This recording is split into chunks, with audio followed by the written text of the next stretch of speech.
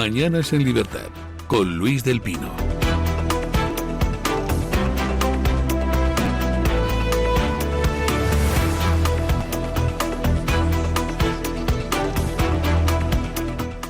Don Izan Garbín, buenos días. Buenos días, don Luis. ¿A usted le gustan las montañas rusas? No mucho, no soy muy fan, soy bastante cagón para esas cosas. Lo veo una forma muy fácil de perder la vida. Bueno, creo que la mayoría son bastante seguras, pero bueno, vamos con las noticias de las 7:30. Y atentos a la ministra de Igualdad y lo que dijo ayer, que confirma que se ríen de nosotros. Escuchen. La ministra de Igualdad, Ana Redondo, se ha pronunciado por primera vez sobre la situación de las mujeres y menores en Ceuta tras varios días de silencio. Ha asegurado que el gobierno ha movilizado recursos del Pacto de Estado contra la violencia de género y se mantiene en comunicación con las autoridades locales. Además, Redondo ha negado que las menores estén desatendidas, sin embargo, se ha contradecido asegurando que ha habido agresiones sexuales. Las niñas, desde luego, no están deambulando. Lo que nos trasladan las autoridades ceutíes es que tienen espacios seguros donde están desarrollando su vida en estos días y, por lo tanto, esas menores están atendidas y en todo momento están seguras. Por lo tanto, niego que se está produciendo una situación como la que usted comenta. Hay una especial preocupación para que esas niñas y esos menores estén protegidos y, por supuesto, se está cumpliendo la ley y estamos en colaboración, como no puede ser de otra manera, con las autoridades ceutíes para que eso se produzca.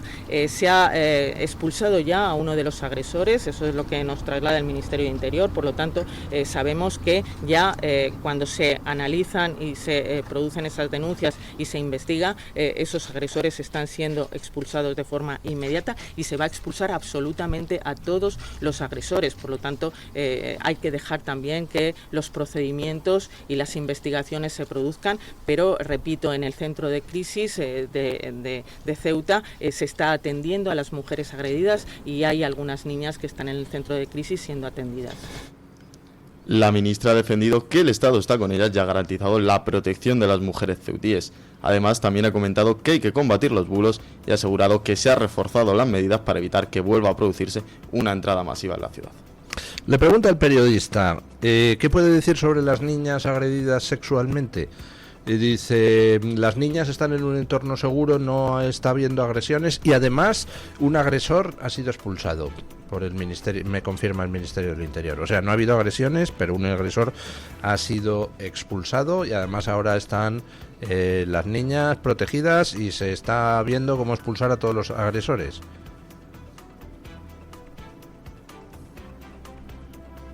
...15 violaciones en Ceuta en una semana. Y la ministra de Igualdad echa balones fuera, trata de negar que se han producido las agresiones, pero reconoce que se están expulsando agresores. Mónica García ayer haciendo el ridículo en la televisión diciendo que bueno, que no eran 15, que eran 5, como si eso le quitara gravedad al asunto. Además no son 5, son 15. Y que bueno, pues claro, si no hay notificación a los puntos contra la violencia machista, están violando mujeres y todas las ministras del gobierno calladas como trabajadoras de las saunas del suegro de Sánchez. Tenemos a una auténtica crisis machista, eso sí. Y todas las feministas de la izquierda calladas. Como vulgares trabajadoras, trabajadores o trabajadoros de la calle. Bueno, no solo no expulsamos a los invasores, sino que además han entrado, como ya hemos visto en una noticia anterior, 1.142 más de los que había. Están entrando al ritmo de 75 por día. Probablemente los que están entrando son los mismos que se han expulsado el día anterior. O por lo menos esa duda nos queda. ¿Y qué hace el gobierno? Que había dicho que iba a expulsar a todos y que iba a resolver el asunto en 3 minutos. De hecho, empezó diciendo hacia el 3 de agosto que estaba ya todo resuelto. ¿Qué hace el gobierno?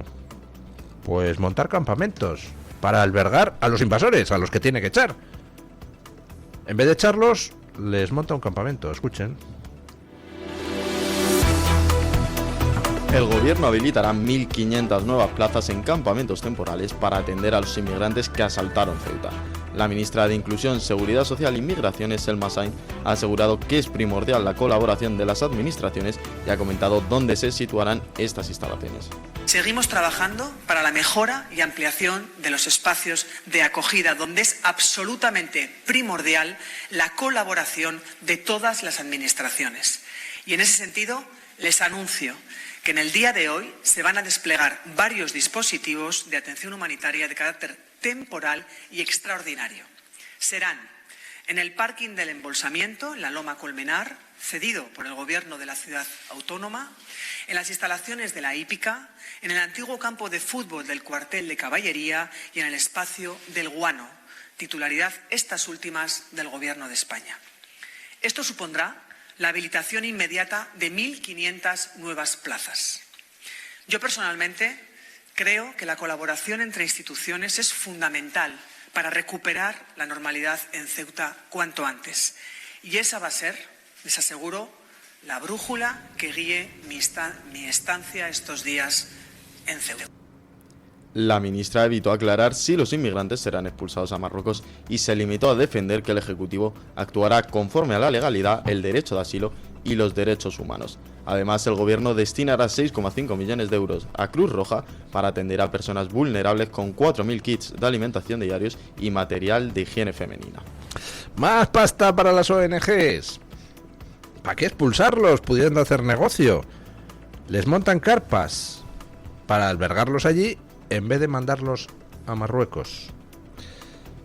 Cuando Sánchez lanzó su campaña de regularización masiva de inmigrantes ilegales, movilizó cientos de funcionarios en toda España para tramitar a toda leche las regularizaciones. Pero ahora, para tramitar a toda leche las expulsiones, no moviliza a nadie. Y resulta que pues deben de estar expulsándolos con cuentagotas y mientras tanto miles ahí deambulando por la ciudad y mientras tanto entrando otros 75 nuevos cada día, según datos del propio Ministerio del Interior. Está muy bien, ¿no? Bueno, pues es lo que hay. El gobierno no va a expulsar a ninguno. Va a intentar que se queden ahí, se cronifiquen, vayan aumentando con los que van entrando cada día y a empezar a mandárnoslos para España. Y los regularizarán y les concederán asilo. Y hacer negocio con ellos y a tratar de generar todavía más inseguridad a los españoles, expulsar más españoles del circuito de la compra o alquiler de vivienda, expulsar más españoles de las ayudas sociales, porque por supuesto estos inmigrantes tendrán preferencia una vez regularizados para las ayudas sociales, etcétera, etcétera, etcétera. Y Pedro Sánchez, sin decir esta boca es mía, ni una palabra sobre Ceuta desde el 1 de agosto, ni un tuit sobre Ceuta desde el 1 de agosto. Curioso, ¿verdad? Bueno, Vox le pide al Supremo que prohíba las inscripciones censales no justificadas al amparo de la ley de nietos. Escuchen. Vox lleva al Tribunal Supremo la ley de nietos y pide controlar el censo electoral. El partido de Santiago Abascal ha recurrido ante el Supremo la decisión de la Junta Electoral Central de declararse incompetente sobre las nacionalizaciones derivadas de la llamada ley de nietos. Además, Vox pide que solo se tramiten altas en el censo cuando los solicitantes acrediten que sus antepasados perdieron la nacionalidad por exilio, tal y como exige la Ley de Memoria Democrática. Además, Vox reclama auditar y revisar las inscripciones en el censo de españoles residentes en el extranjero y que el Supremo obligue a la Junta Electoral a adoptar medidas para garantizar la legalidad y transparencia del voto. Bueno, ya saben ustedes que la ley de nietos preveía toda una serie de nacionalizaciones de gente que se supone que se fue durante el régimen de Franco al extranjero y que no volvió, y tuvo allí familia, patatín patatán, y entonces con la ley de nietos el gobierno pues dice que quiere a todos aquellos exiliados políticos pues restaurarle a sus familias el derecho a ser españoles, etcétera. Bueno, ahí hay varios problemas. Por ejemplo, porque muchísima gente que se fue de España durante el régimen de Franco no se fue por motivos políticos, se fue por motivos meramente económicos, y si luego se ha quedado allí su familia, pues oiga, eso ha sido que ha querido voluntariamente renunciar a ser español para ser otra cosa en otra parte, y no hay nada de malo en ello. Pero bueno, es igual, metámoslo a todos en el mismo saco, y todos aquellos que salieran de España durante el régimen de Franco, pues que sus hijos y nietos puedan solicitar la nacionalidad española si es que no la tenían, porque no habían querido solicitarla antes. Vale. Luego llega la hermana de Óscar Puente y mediante una instrucción ministerial, es decir, ni siquiera un real decreto, ni siquiera una orden ministerial, coge y amplía eso y permite meter ahí los descendientes de gente que se fue antes de la guerra civil. Con lo cual ya está desvirtuando completamente la propia ley de nietos. Que la ley de nietos es una estupidez a estas alturas, pero resulta que ya con una instrucción ministerial pues se la amplía casi sin límites. No sé, los descendientes de los conquistadores españoles que llegaran ahí en el siglo XVI, pues a este paso les vamos a nacionalizar a todos. Bueno, pero una cosa es la nacionalización y otra cosa es la inscripción en el censo electoral, que exige un paso administrativo más. Y ahí en la inscripción del censo electoral hay un pequeño problema, que es que pues algunos de los que se están nacionalizando no han pisado nunca España, jamás. Entonces, ¿en qué provincia votan? ¿En qué provincia vota alguien que no ha estado nunca en España? Y resulta que hay funcionarios españoles asignando de manera arbitraria a distintas provincias, con lo cual, claro, surge la sospecha de ¿están los del PSOE metiendo a ciertos nacionalizados en ciertas provincias donde se juegan los escaños por muy poquitos votos? Con lo cual, pues Vox ha pedido al Supremo que paralice eso inmediatamente. Con el tema del voto derivado de las nacionalizaciones de la ley de nietos, hay un segundo problema, que es el asunto de la custodia de las sacas de voto. Cuando el voto extranjero, la gente que está registrada en el censo de votantes extranjeros vota en los consulados, luego las sacas se traen a España, etcétera, etcétera, etcétera. ¿Qué tipo de custodia hay en esas sacas que vienen por valija diplomática? Ese es un problema, igual que es un problema la custodia de las sacas de voto por correo en el voto de los que vivimos aquí. Y ya están, pues tanto medios de comunicación como partidos políticos de la oposición detrás de tratar de cerrar todas esas grietas en nuestro sistema de voto. Y Vox ha solicitado al Supremo que mueva ficha y que prohíba que se inscriba en el censo electoral a aquellos que están siendo nacionalizados en fraude de ley, porque la ley de nietos era para los que se fueron en época de Franco, no para gente que se fue hace 120 años. Así que, como se está haciendo un uso torticero de la ley de nietos, que todas las inscripciones censales sean anuladas, sean prohibidas por el Tribunal Supremo, que no permita votar a gente, pues hombre, que para empezar no tendría que haberse podido nacionalizar. Todos los que se han nacionalizado al amparo, no de la ley de nietos, sino de esa especie de ampliación que hizo por la puerta de atrás, sin pasar por el Parlamento, la hermana de Óscar Puente, pues todo eso hay que cortarlo. Bueno, hoy no va a ser un buen día para Pedro Sánchez. Hoy se tiene que realizar el volcado del teléfono de Serrano, su amigo del alma al que situó en Correos para quebrarla y para enchufar ahí a Leire Díez y montar la Gestapillo del PSOE, etcétera. Escuchen.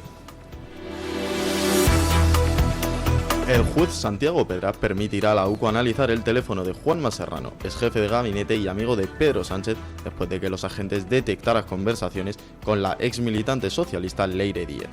Los investigadores revisarán el contenido del móvil para comprobar si Serrano contactó con altos cargos del PSOE o del gobierno relacionados con la presunta trama que buscaba frenar investigaciones judiciales. La pesquisa trata de determinar también si Serrano actuó como enlace entre Moncloa y Leire Díez, algo que podría aportar información sobre cuánto conocía el entorno de Sánchez de estas actuaciones. La UCO ya encontró más de 10.000 mensajes de WhatsApp entre Serrano y Díez en el teléfono de esta última, por lo que los agentes esperan que el análisis del nuevo móvil permita localizar más conversaciones relevantes, aunque el uso de mensajería segura podría limitar los hallazgos. Bueno, 10.000 mensajes intercambiaron Serrano y Leire Díez. Serrano, pues es este amigo de juventud de Pedro Sánchez, que estuvo de jefe de gabinete antes de que jefe de gabinete de Sánchez, antes de que Pedro Sánchez llegara a Moncloa. Después le mete en Correos. Correos, ya saben ustedes que lo deja en la quiebra con un agujero de 3 pares de narices. Mientras estaba en Correos mete a Leire Díez. Hay toda una serie de contrataciones sospechosas efectuadas desde Correos y que la UCO cree, y a eso apuntan las pruebas de las que se dispone, que se usaron para sufragar los gastos o parte de los gastos de la cloaca que el PSOE montó para tratar de parar los casos de investigación de la corrupción del PSOE. Y bueno, pues el juez Pedraz ordenó ordenó la imputación de Serrano y de más gente, ordenó diversos registros, y entre las cosas de las que se incautó la UCO está el teléfono del propio Serrano. Y ahora pues el juez ha dictaminado que se convoque a Serrano o a su representante legal para que asista a lo que es la operación de clonado del móvil. Hay gente que dice, pero bueno, a estas alturas pues ya, o sea, si le han dejado tener el móvil hasta ahora, pues ya lo habrá borrado todo. No, el móvil no lo tiene Serrano, el móvil lo tiene la UCO. Lo que pasa es que sin permiso del juez no puede acceder al contenido del móvil. Así que ahora el representante legal de Serrano o el propio Serrano tiene que asistir a una diligencia judicial consistente en que se coge el móvil en presencia del imputado y se hace una copia del contenido del móvil, que es la copia que la UCO se queda para trabajar. ¿Y qué es lo que va a haber en el móvil ese? Pues hombre, en el móvil ese por lo pronto tendría que haber, si es que no borró hace tiempo los mensajes Serrano, pues los mensajes que se le han incautado a Leire Díez. 10.000 mensajes intercambiados con Serrano. Si Serrano ha borrado su móvil, pues, o sea, si borró Serrano hace meses su móvil, pues entonces esos mensajes de Serrano no aparecerán, pero da igual, tenemos copia de esos mensajes porque estaban en el teléfono de Leire. Lo interesante es que otras cosas al margen pueden salir.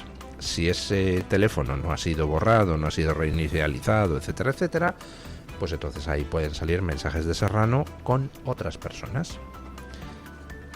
¿Cabe intuir que puede haber mensajes intercambiados con Pedro Sánchez? Hombre, tiene que haber muchísimos, si no se han borrado.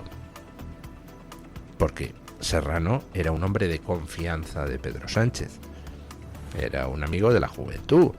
Es un tío al que ha colocado en puestos para los que no estaba capacitado, cobrando una pasta y al final pues dejando arruinada la empresa donde estaba, que era Correos. Es un señor que en Correos metió justo a la de la cloaca del PSOE. ¿Ha podido haber algo de manipulación del voto por correo? Pues seguro que lo terminamos averiguando con esta indagación sobre las cloacas. El caso, hoy se clona el móvil de Serrano. Vamos a ver qué sale de ahí. Bueno, un caso terrible en Isla Cristina. Un ajuste de cuentas entre bandas, parece que son bandas de narcos, con 4 muertos. Entre ellos 2 mujeres, una que estaba embarazada y un menor. Han muerto las 2 mujeres, el menor y el bebé que esperaba una de las mujeres. Los guardias civiles pues ponen el grito en el cielo porque el narco está cada vez más desatado en Andalucía. Y le piden a Marlaska que reactive la unidad antinarco que se cargó, la unidad Oconsur. Escuchen. La Asociación Unificada de Guardias Civiles exige a Marlaska recuperar la unidad Oconsur contra el narcotráfico, tras el triple asesinato de la isla Cristina, una unidad desmantelada en 2022. La organización denuncia la falta de efectivos y medios frente a unas mafias cada vez más armadas. Los guardias civiles reclaman también reforzar las plantillas y modernizar los medios en el litoral andaluz, además de declarar la zona de especial singularidad para mejorar las condiciones de los agentes. La asociación considera que recuperar una unidad especializada permitiría aumentar la presión sobre las organizaciones criminales y frenar su expansión, sobre todo por Huelva y el Guadalquivir. Bueno, el caso es terrible porque parece enmarcado dentro de una guerra entre clanes, una guerra entre familias, y estamos asistiendo, parece, a ajustes de cuentas mutuos. Y en este caso concreto, pues 2 tíos llegan en moto y abren fuego, matan a 2 mujeres, una de ellas embarazada de 8 meses y a un menor. ¿Hasta qué punto se ha enseñoreado el narco de la costa andaluza? ¿Qué relaciones hay entre esas familias y la macromafia que parece que avanza en España? ¿Por qué se desmanteló Oconsur? ¿Hasta dónde ha llegado la complicidad dentro del Ministerio del Interior con los narcos? Porque quiero recordarles cómo se ha detenido a cargos policiales y de la Guardia Civil importantes que estaban implicados con el narco. En el puerto de Valencia, el jefe de la Guardia Civil en el puerto de Valencia, el jefe de la unidad antiblanqueo en Madrid de la UDEF,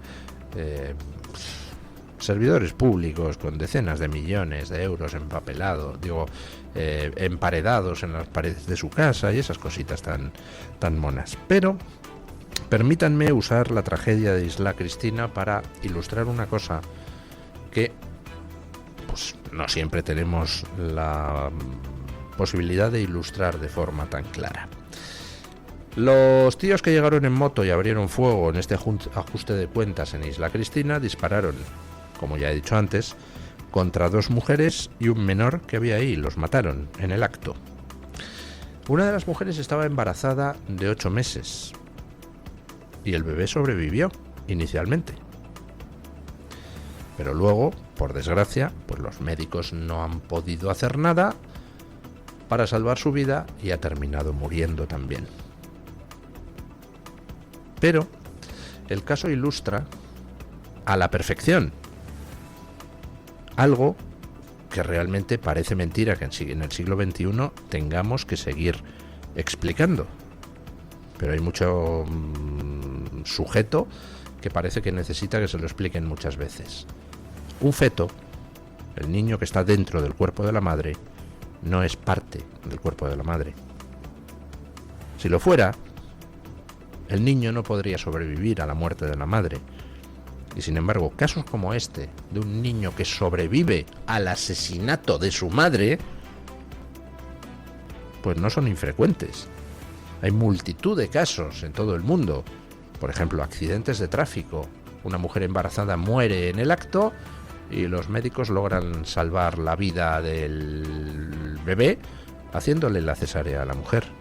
Cosa que sería imposible, evidentemente, si el niño fuera parte de la mujer. La muerte de la madre acarrearía la muerte inmediata de ese feto que lleva dentro.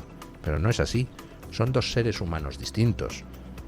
Por eso el feto puede sobrevivir, en determinadas ocasiones, a la muerte de la madre. Bueno, vamos con don Francisco Carrera para que nos cuente qué trae hoy la Gaceta en portada. Buenos días, don Francisco. Sí, ¿qué tal? Saludos, muy buenos días a los oyentes de Mañanas en Libertad. Vamos a repasar algunas de las noticias que ya están disponibles en la portada de la Gaceta. Y vamos a empezar con esta información que firma nuestro compañero Unai Cano. La ONG que logró impedir las devoluciones en caliente, alentó la invasión de Ceuta y ahora proporciona alimentos a ilegales, está financiada por George Soros. Además, también en portada, las zonas de bajas emisiones disparan la recaudación municipal. 9 ciudades ingresan 100 millones más en multas. Y en otro orden de cosas, Vox responsabiliza al gobierno por la invasión de Ceuta y reclama desclasificar los informes del Centro Nacional de Inteligencia.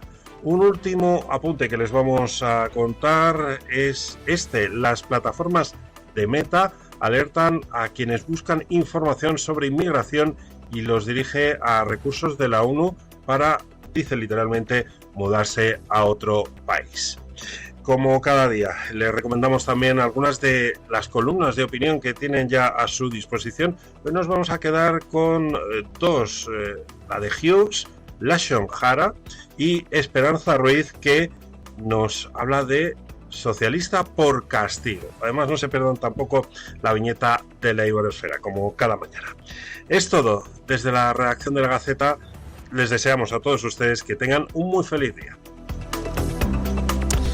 Muchísimas gracias, don Francisco. Hacemos una breve pausa publicitaria y nos vamos a las noticias de las 8.